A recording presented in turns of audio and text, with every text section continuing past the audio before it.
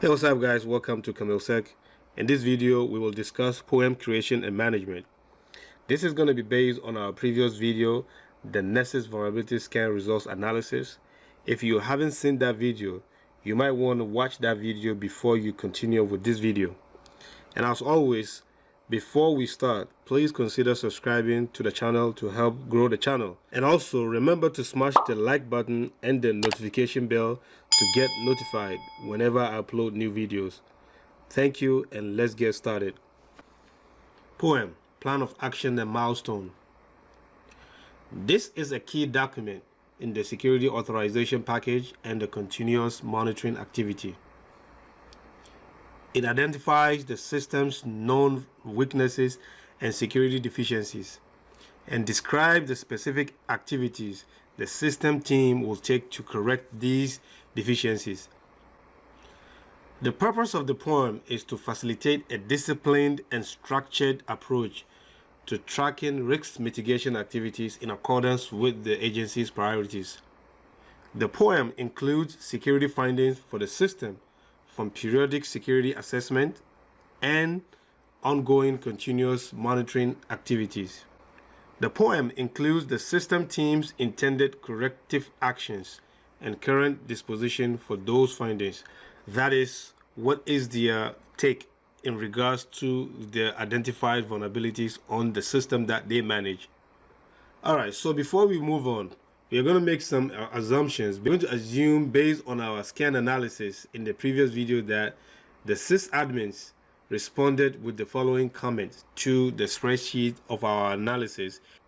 So, the green highlighted vulnerabilities in the spreadsheet have all been remediated. So they are telling us that, okay, when you look at the spreadsheet that we submitted to them after our scan analysis, they sent it back to us, but with some color coding.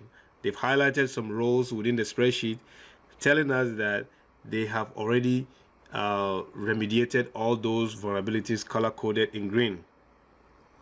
The yellow highlighted vulnerabilities are false positive, so meaning that these are being flagged in the Nessus vulnerability scan or the scanner, but in actual sense it is not a known vulnerability on their system, or whatever the solution or the remediation that the Nessus scan is proposing, that's exactly what they have, but yes, the scanner is flagging it. So in that case, it's a false positive. But then we're going to talk about that. We need to have we need to ask for evidence from them to show that whatever the scan resolution is saying, that's exactly what they did, and they have evidence to prove to that effect. So we can keep this evidence on file to prove that, okay, this is actually a false positive. All right, so the blue highlighted vulnerabilities are also baseline or risk accepted. So when we say baseline or risk accepted, it means that whatever the vulnerability that was flagged, but we know that it's a vulnerability, but the agency or the system team have accepted the risk because, number one, if they try to remediate it, it's going to break the system. It's going to render the system not functioning properly. So those vulnerabilities will be baseline or accepted. The rest will have to go on the POA&M, since we cannot remediate those within the specific amount of time that was given to them. So the rest that are not highlighted in the spreadsheet will have to create a POA&M for those, because they are not remediated and they cannot be remediated within this given or within the specified time. So this is the response that we got from the system admins. This is the response that they provided us after they went through the spreadsheet we submitted to them, reporting all the vulnerabilities that were identified, right? So now when we look at the response, this is typically how you're going to see the response. You're going to see that they're going to mark some that they remediated or fixed, and then some will be left blank. So from the comment that we reviewed, we noticed that the green ones were actually, reported to us that they have been remediated already. So we're not going to worry about them. But then again, there's a way you have to cross-check, even though you trust the system admins, but you have to verify, right? So these plugins, you're going to take note of them. all these plugins that were fixed or reportedly that they were remediated. So once you get your vulnerability scan for the following month, the raw scan, right, you're going to use this plugin here. So for instance, you're going to copy this here, and then you're going to get your raw scan for the following month. So assuming this is going to be our raw scan for the following month, what you're going to do is that you're going to do Control F, and then you're going to paste that plugin that you copied, and then you're going to find all. So if you see those plugins in the new scan for the following month, it means that the remediation was not successful. So meaning you have to reach back to the admin and say, hey, the plugins that were reported that were fixed, we had a new scan this month, but we still see the old plugins that were reported to have been completed or to have been remediated in the new scan. So this is telling you that those vulnerabilities have not been remediated. But if you do the control find and then you cannot find the plugins in the new scan, that shows that the vulnerability have been remediated. All right, so moving on. You notice that in the comment that was submitted to us, they say that the ones that were not highlighted, these cannot be remediated within the specified amount of time provided to them. It means they need more time in order for them to fix this. That's why these were not highlighted. So it means that we have to put this on POA&M, right? And then moving down, you notice that, okay, this one here was not also remediated. It has to go on the POA&M to track the remediation effort, because it's going to be over the amount of time provided or given. But you notice that they also said that the yellow highlighted in the comment were supposed to be false positive, right? So this is a false positive.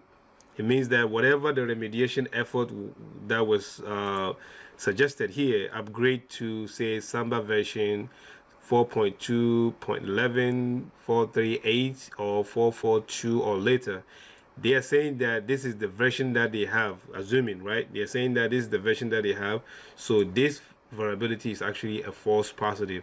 In that case, they're going to give us a screenshot of the version of the Samba server that they have, and then we're going to put that on file to prove that, okay, these vulnerabilities are actually false positive, right?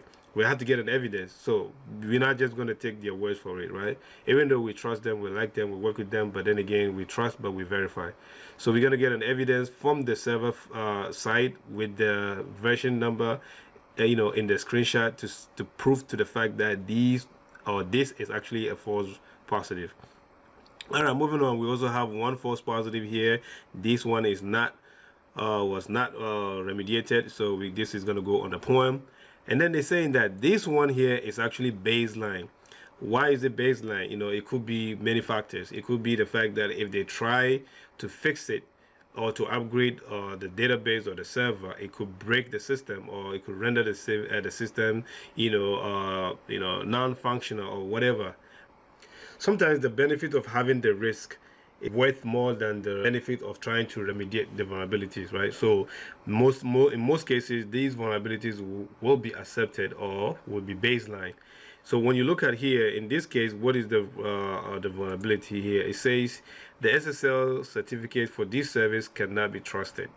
So the reason why I chose this for this example is the fact that most of the time you see this 51192 as a baseline vulnerability, because most of the agencies, they have self-signed certificate, right? So self-signed certificate meaning you are not going through certificate authorities like DigiCert or GoDaddy or VeriSign to get your certificate. You actually sign your certificate yourself in-house, right? So therefore, the Nessus vulnerability scan will not be able to validate the certification authority, and therefore it will be flagged that the certificate cannot be trusted. But in actual sense or in actuality, this certificate is actually valid, but because it is self-signed. That's why I chose this to be the baseline. So in most cases, you're going to see stuff like this being baseline or accepted. All right, and the rest were all remediated, right? Okay, moving on. Now let's go to the POA&M curation. All right, so now this is a typical example of a POA&M curation template. This is how the template look like. It might vary from agency to agency, but the idea will be basically the same. This is an example of what you're going to see in a typical poem. You're going to see poem ID, you're going to see date created, you're going to see the severity, the controls, the weakness name, the weakness description. You're going to see the weakness detector source. You're going to see weakness source identifier, asset identifier, which is the IP address, the point of contact, resources required, overall remediation plan, and then you're going to see the schedule, completion date, planned milestone.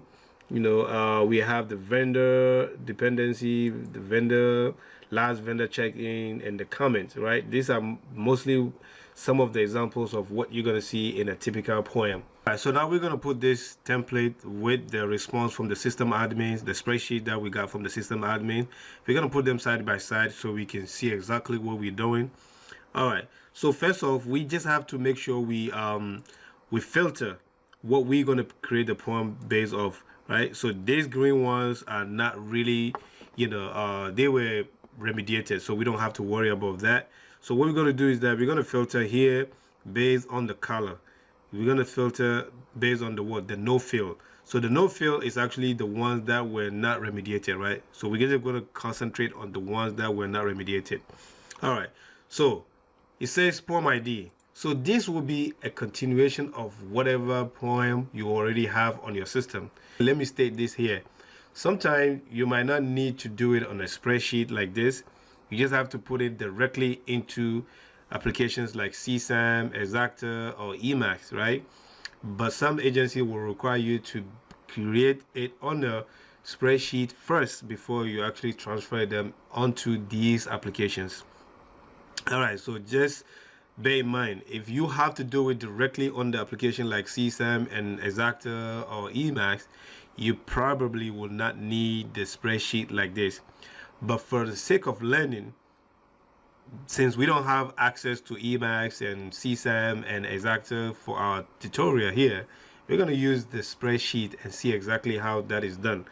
Once we have the general idea how this is done on the spreadsheet, we can just equally do it on the applications like CSAM and Exacta where we have access to those systems. All right, so that being said, wherever the poem number is, so let's say for instance the poem number that we're going to continue for this month is say 251, right? This is the poem number that we're going to continue. Maybe we start from 250 the previous time, so we're going to start from 251. That's the poem number for our system Dynamo. See that it has the impact level, the moderate, the poem date, and what have you. So the date created, this is going to be today's date, right? We have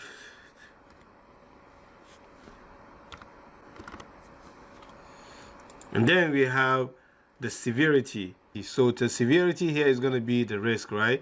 What is the severity? The first one we're doing here is this one here. We're going to put this on the poem because the sysadmin, they've already informed us that they cannot fix this. So we're going to put this severity here. This is critical. And what is the control? What control is related to this? So first of all, you have to look at whatever the description of the vulnerability is. It says the Unix operating system. Let's expand this a bit. The Unix operating system unsupported version detection, right? So, and then the solution here is upgrade to a version of a Unix operating system that is currently supported. So, meaning we have to do a complete upgrade, right? So in that case, that's going to be more related to configuration change control. So we might give it CM3. Let's go with CM3, right? And that's going to be what? Configuration change control, right? And then the weakness name. Now we're going to go back here, and then we're going to go through our spreadsheet here to determine what the weakness name is. We have this one here. It says Unix operating system. Remember, it says name, right? Unix operating system unsupported version detection. This is going to be the weakness name. We're going to copy this, and then we're going to paste it here. This is our weakness name. What is the weakness description? The description is here, right? And then we're going to copy everything here.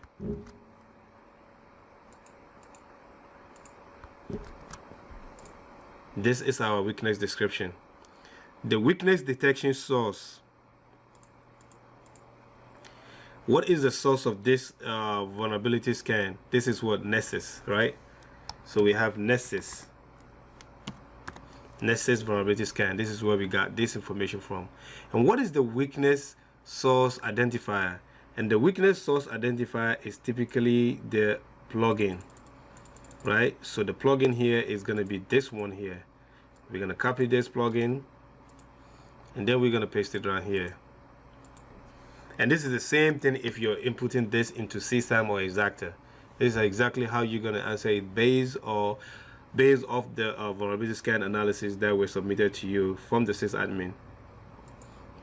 All right, moving on. Here we have the asset identifier. So we have, this is going to be our asset identifier, which is the IP address. We're going to copy this IP address, and then we're going to paste it here. What is the point of contact, or who is going to be our point of contact? You know, so whoever is your sysadmin, you should know them by name. So you're going to put their name here. So for instance, if I'm going to make up a name, it's going to be Aliu Kamara. I love to pick on him, so.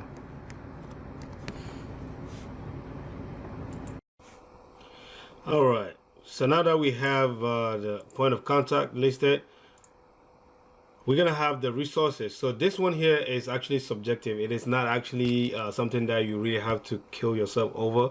You know, typically, you know, you just put amount of money that you think is within budget to fix this. If you're not sure, just go with, say, $1,000, $2,000, or whatever number that comes to your head. But not make it a huge amount of money, you know, just something reasonable here. So I'll probably go here with, say, the resources required would be about $1,000, right, to fix this. All right, moving on. Overall remediation plan. This is going to be this one here, the solution that they propose, right? The solution that they propose here. How they gonna? How is this supposed to be remediated? Upgrade to a version of a Unix operating system that is currently supported. This is going to be your overall remediation plan. So we're going to copy this. So you see, you're not making up, you know, a lot of stuff outside the scan analysis. Is whatever it is, whatever is reported on the scan analysis is what you're pretty much transferring into your POA&M creation spreadsheet. All right, so now that we have our overall remediation plan, the next one here will be schedule completion date. And this is typically a date that cannot be changed. Even if you want to change this date, it has to go through some approval processes. So be very, very careful whenever you're giving out date like this, because you want to make sure that whatever date you're giving is something that you can work within. You can give like a date that is way over what the system admins suggest to you or suggested to you, but then even if they fix it before that date, you can easily just close the POA&M and no worries, everybody goes home happy, right? But if you give a limited amount of time and then now the sysadmins are requesting more time, it's a headache on you, because now you have to go look for approval before you can extend the scheduled completion date. So for instance, if the sysadmins are saying we are in February right now, and then they say we need about 4 months to complete this remediation, it's going to be what, March, April, May, June. So we're looking at June for them to fix this. But if I was to give a completion date, I probably would not give June. I'll probably add like 3 more months to this date here, right? So June, July, August, September, right? So I'm gonna make it like the end of September, just so I can give myself some cushion. The sysadmin, they're proposing that they should be done by June. But because I don't want to limit myself, what if they come back and say, you know what, June, we probably need 1 more month or 2 more months, you know, in addition to what we initially proposed.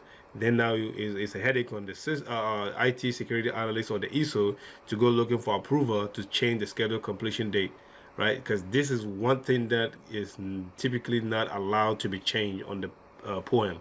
So always give yourself a cushion. So if they say they're going to complete this within 4 months, I'm going to give them 7 months, right? So I'm going to go with 9/30/2022. This is going to be my completion date. All right, moving on. The planned milestone, right? So this one here is very, very important, because whatever milestone they intend to take is what you have to write here.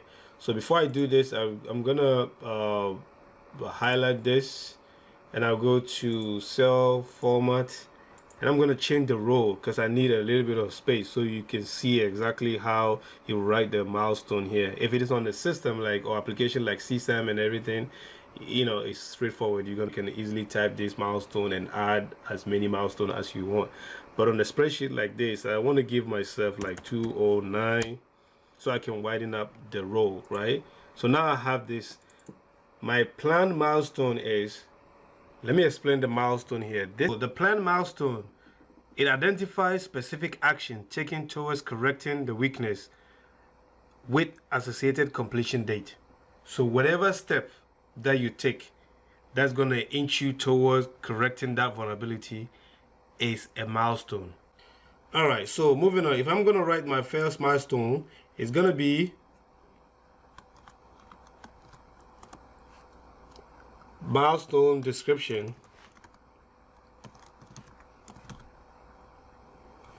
and then because it's on a spreadsheet like this, I'm going to bold this.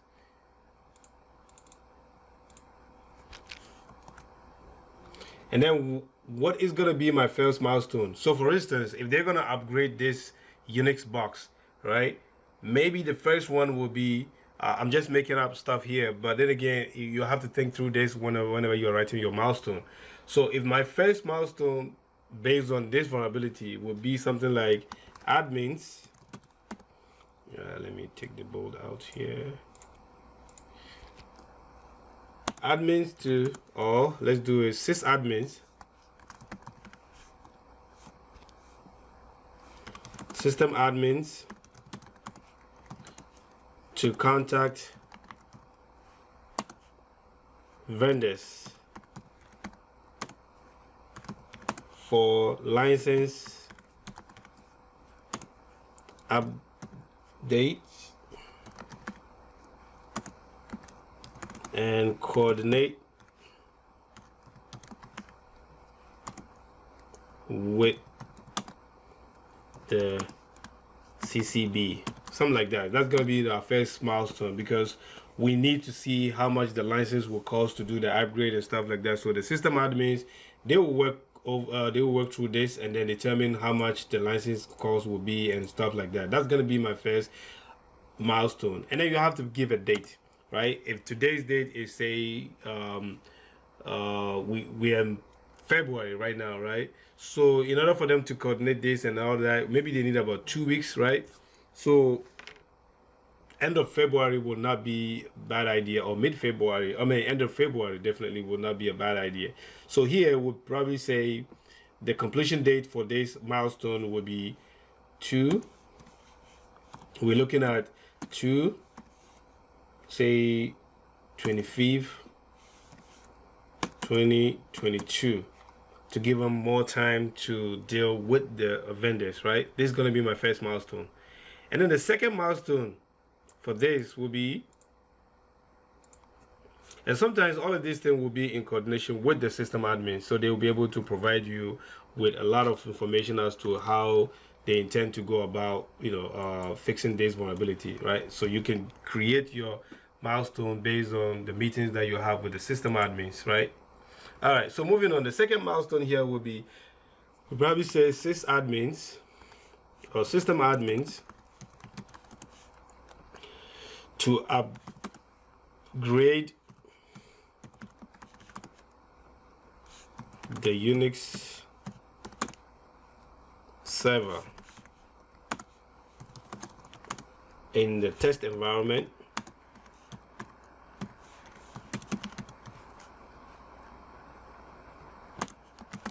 and verify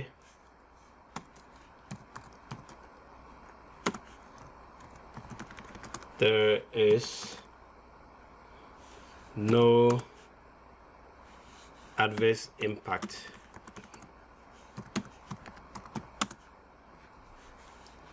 to the rest of the system. That will be my second milestone, something like this, right? All right, so now the third milestone will be something like, let's put a date, an arbitrary date here. So we're looking at, say, we hope, you know, the system admins are hoping that by March 20th, 2022, this test will be completed, right? So our third milestone here will be something like, and if you're in doubt, you can always ask the sysadmins for like a breakdown of the milestone or the step in which they plan to remediate these vulnerabilities, and that's going to help you in crafting your milestone in your POA&M. The third one will be something like maybe sysadmins implement upgrade in the pre-production environment and verify, you know, to make sure there are no issues, right? Something like that. So we could do sysadmins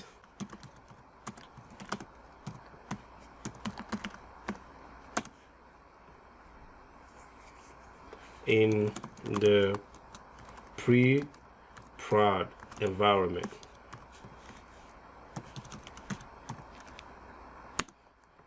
and verify that there are no adverse impact.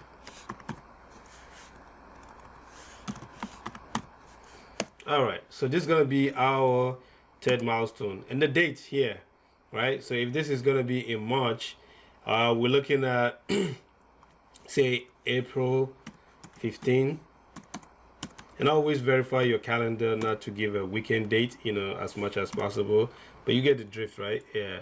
So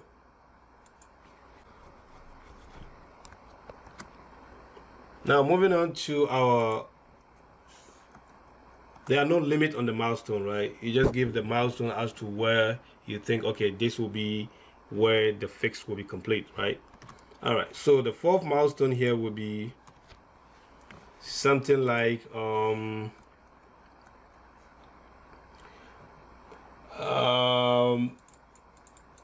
sysadmin implement upgrade in the production environment, right? So we're done with this.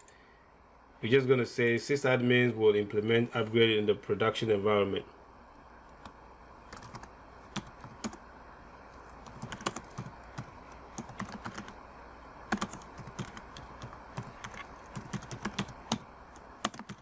And verify no adverse impact. And the date here will be somewhere in May, right? Give them a... All right. So now moving on to the last milestone. Milestone number 5.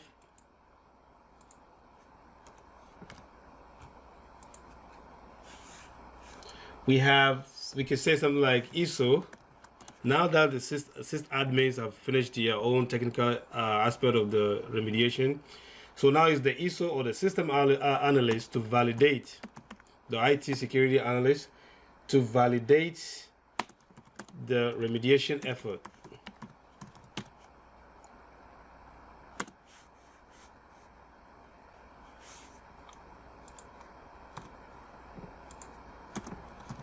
By reviewing the monthly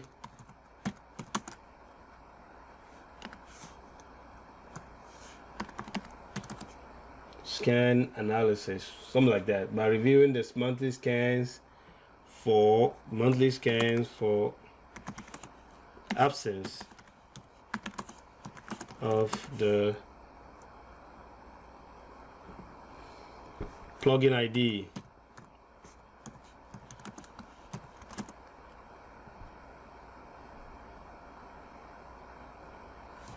in the raw scan.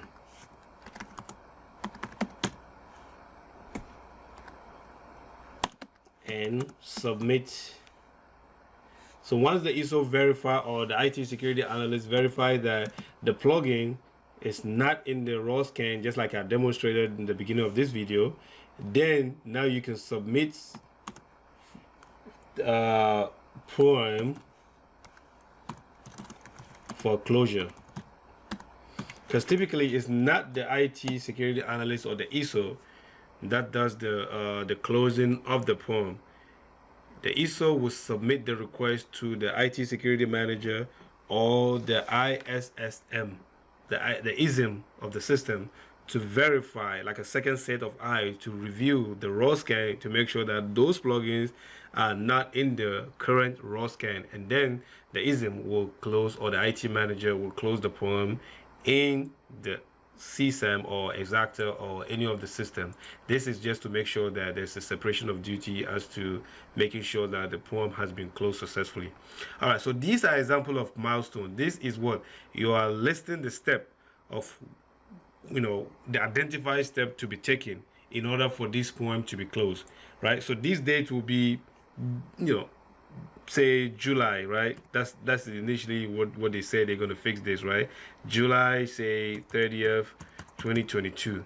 But then again, we gave it what, the 9th, the September, just in case something happened in this milestone, and then this milestone, got delayed. We're not going to, it's not going to force us to change our scheduled completion date, because this changing this is going to be a huge of a headache for the ISO or the IT security analyst. You don't want to go through that. Always give yourself a cushion when you're making up the scheduled completion date. All right, so moving on, you got the drift here. Is this vulnerability vendor dependency? Because we're going to be dealing with the vendors, so we're going to say yes, it's a vendor dependency, right? So this is actually depending on the vendor. And then when is the last vendor check-in? Of course, it's going to be when we decided to create the POA&M, right? It could be the same date. They probably have reached out to the vendor to get all this layout as to when this fix can be completed. But then you are creating the POA&M today, so it doesn't hurt to use this today's date in there as the last vendor check-in, But then as you go along, if anything changes in the milestone, you can update the last vendor check-in date. And if you have any comment, you can do that as well, right? So here, for instance, because it has to deal with a major upgrade of a complete version to a new version of the Unix box, so we probably say CCB reviewing the change requests for approval, or something like that. It's not needed, right? The comment is optional, but you can just give yourself comment just so you can track whatever is being done as to who does what and what meetings is going around these vulnerabilities. You can update that in the comment section. So this is our first POA&M that we've created based on the scan analysis. This is going to be how you track this vulnerability all the way till it's completed. And in some cases, you'll see that they will add another column here that says status. So the status is either open or closed, right? So you can just say, because this is still worked on, this is still being worked on, you're probably going to say it's what? It's open. This POA&M is open.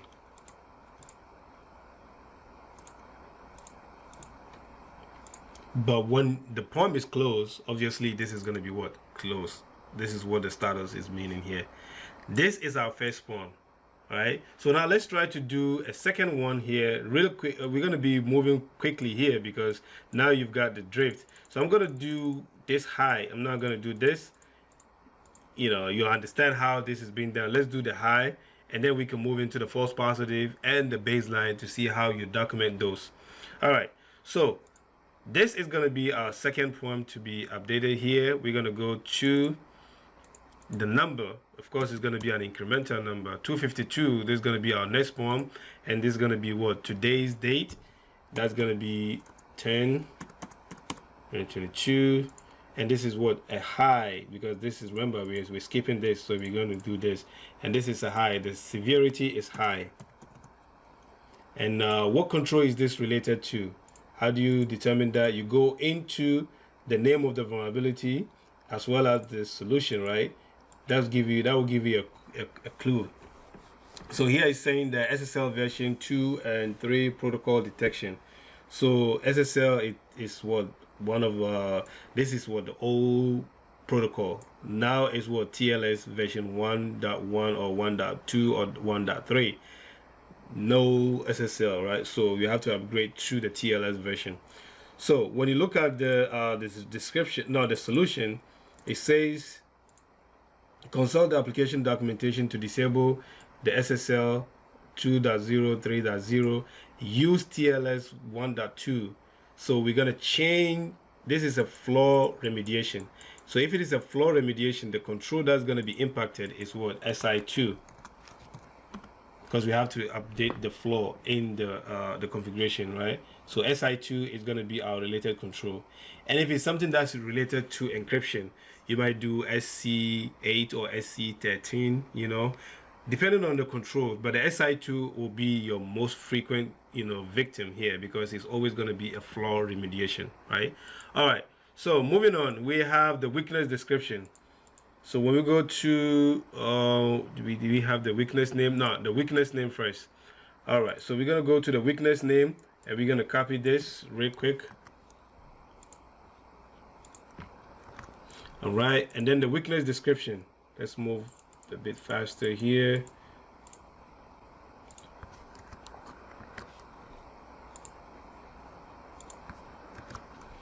Okay, we have our weakness description. And what's going to be our weakness detection source? And that's going to be Nexus. Okay, we have that. Moving on to the next column here, the weakness source identifier. What is the plugin ID for this vulnerability? We're going to go look for the plugin ID real quick, and this is it here. We copy this plugin ID. All right, and then we got it here. Good to go. What are the asset affected here? The asset is going to be this one here. These are the IP address. We copy these IP addresses, and then we paste them here. We're good to go. And who's going to be the system admin to deal with this SSL problem that we have? Maybe it's going to be Jamil Muhammad. Is going to be the one dealing with this SSL certificate issue that we have, SSL protocol issue that we have, excuse me. All right, so what is going to be the resource? Like I said, this is not really something that they care about so much, so just give something that's going to be reasonable, like $1,000 to fix this, which is good. You don't have to, you know, overdo it. $1,000 should be fine. Overall remediation, that's going to be the solution, right? This is it here. So we copy this, and then we have here. All right, so moving on to the next column, what is going to be our date? So for instance, if we have discussed with them and then they inform us that, you know what, this is just going to be a minor lift, it's not going to be a heavy lift on our part, so we probably will be able to, you know, remediate this within 2 months, right? So February, March, April, that's when they intend to complete this. But because you want to give yourself cushion, again, you're not going to put April here, right? May, June, July, give yourself at least 3 more months, right? Just so you don't have to go through the headache of changing the completion date. All right, moving on. Now the milestones. Now we're going to copy these milestones, and then we can just modify them so we can move fast. And again, we have to expand this so we can see exactly what we're doing. So we're going to go to cell format, row height. Let's do 209 again.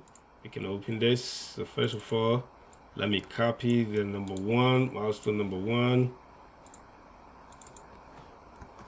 Okay, so milestone number 1. What is the step to remediate this, right?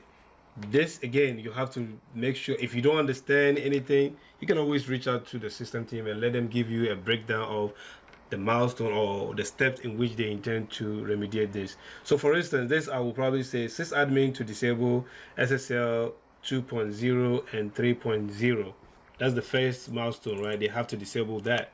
So sysadmin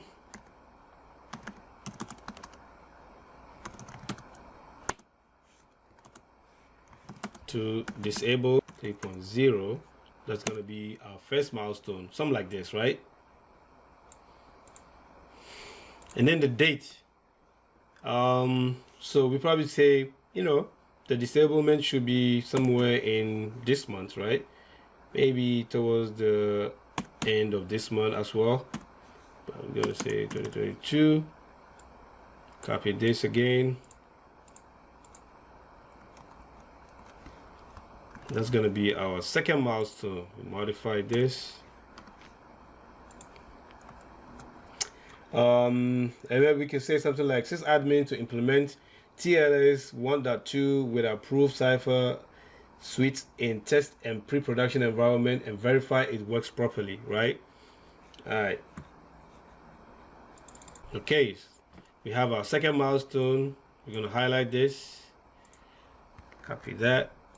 What date would this be? We're probably going to give it in March 10th, 2022.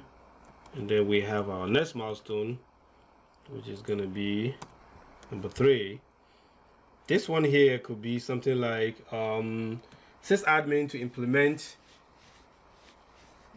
TLS version 1.2 in production environment and verify that it works properly, right? Prod environment and verifies that it works properly.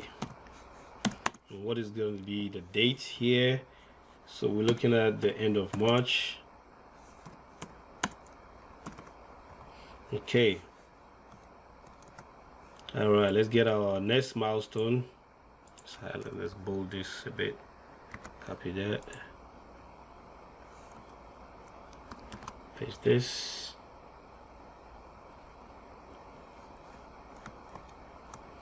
The last one here will be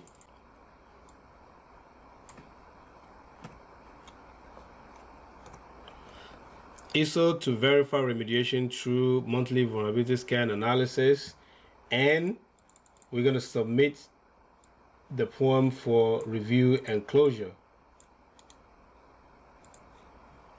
Once we verify that the plugin is not in our current scans, then we can submit this for closure and submit POA&M for review and closure. And this is going to be in April by the 30th, right? We hope to complete this. These are going to be your milestones for this. All right. So now moving on. After we have the milestone, is this a vendor dependency? No, there's no vendor dependency here. So this is going to be not applicable. And then we have the comment, we have none, we have no comment. And then the status is going to be open. It's still going to be open, right? So let's do this. So we have this as open. So this is how you create your POA&M based off your vulnerability. Right? Again, let me point this out. It's not always the case that you're going to do you're going to create a POA&M based off your vulnerability scan analysis. It could be something as simple as updating document. For instance, if there is something to be updated in your SSP, say a diagram, a network diagram needs update, your supervisor will ask you to create a POA&M to track this effort, right? So you're going to create a POA&M, and this is going to be what? Continuous control monitoring, right? It's not a vulnerability scan result. It's not always you creating the POA&M based off vulnerability scans. It could be like I said, updating a system diagram in an SSP, and your system owner or your supervisor, the ISO, whoever it is, may ask you to create a POA&M to track this effort. And that's going to be a documentation update, right? In that case, if it is a documentation, remember, because we are updating SSP, your affected control here will be PL2. if you are updating SSP. Your affected control here will be PL2 for you to update your SSP. You create a poem to track that. The weakness description is gonna be update system description, right? Or the weakness name, and then the description is the system architecture diagram in the SSP is outdated and needs modification, blah blah blah. Just write whatever it is, right? And what is the source? Maybe the source is what SSP audit or something. And then here there will be no plugin ID, right? You're probably going to say NA for this, and then there will be no IP addresses. You don't need that. And whoever is going to be working on that, if it is you, your name goes in here, right? And then you can maintain the $1,000 as well, or if it is $500, you think, you know, the work is just going to be a light lift, is going to be $500. Whatever it is, this is not really something that they really care about. You know, it's something just to fill out the form, right? And then also the overall remediation, the step you take, or the step you're going to take to have the network diagram or the network guys to redraw the network diagram and then send it to approval, and then finally approved and close and send it for review and what have you. These are how you create this. These are what, not vulnerability scan related, they are documentation related. Right, so now moving on, we're going to filter based off, I'm not going to do the rest of the poem, you get the drift, you can do it yourself. Now we're going to go filter. You can request a copy of this and I'll gladly send you this, and then you can practice on your own. So now let's filter off based on what, the color. Let's see, no, let's go back to the plugin. That's where we did our first filter. We're going to filter based off the color. This is going to be the false positive. Remember, we have 2 false positive. All right, so moving on here, we have a tab that says false positive here. All right, this is where we're going to put all of this false positive. All right, so this is going to be pretty straightforward. What we're going to do is that we're just going to copy the whole thing here.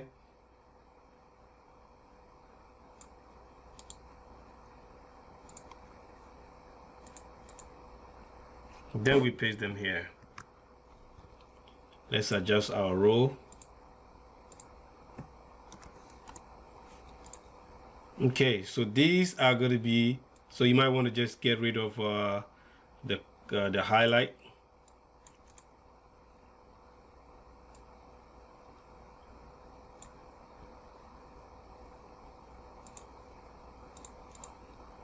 Okay, so we have this here. So this is saying that anytime you're doing your vulnerability scan analysis and then you see these plugins, you're not going to include them in your scan analysis for the following month. That is the essence of you keeping track of this. You have to make sure that in your new vulnerability scan analysis, you don't include this, because you don't want to get your system admins mad, right? Because they're going to be like, oh, we told you this was what, false positive the last month. Why are you submitting this again? So that's why you keep track of this in your tab. So when you're done with your scan analysis, before you submit your results to the sysadmins, you have to make sure you check, you run all the plugins that are false positive in your scan analysis to make sure they are not in there before you send it to the system admins. And then also likewise the baseline, right? So let's filter here based off the baseline, and the baseline here is the blue ones. It's only one that was baseline, so we're going to go here to our baseline tab, and again here, just so to keep record of it, we copy everything here.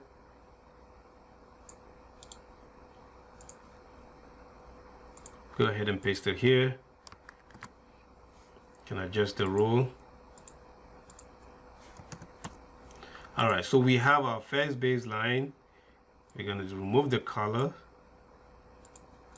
All right, so this is how you do this. So subsequently, if you get more false positive, you're just going to copy and paste them here, and then you keep track of all your false positive.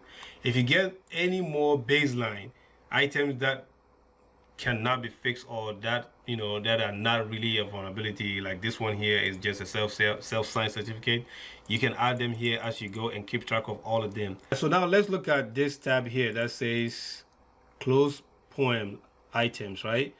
So this one is very important, especially whenever so you know how they told us that they fix all these vulnerabilities. Let's go back here. filter, remove filter by this. We have all of these things that were closed. So let's assume that we verify that all of these things for the following month. You know, we verify all the plugins and then we verify them. We notice that they are not in our raw scan for the following month. So that means that these vulnerabilities have been remediated. So we can easily copy these vulnerabilities here.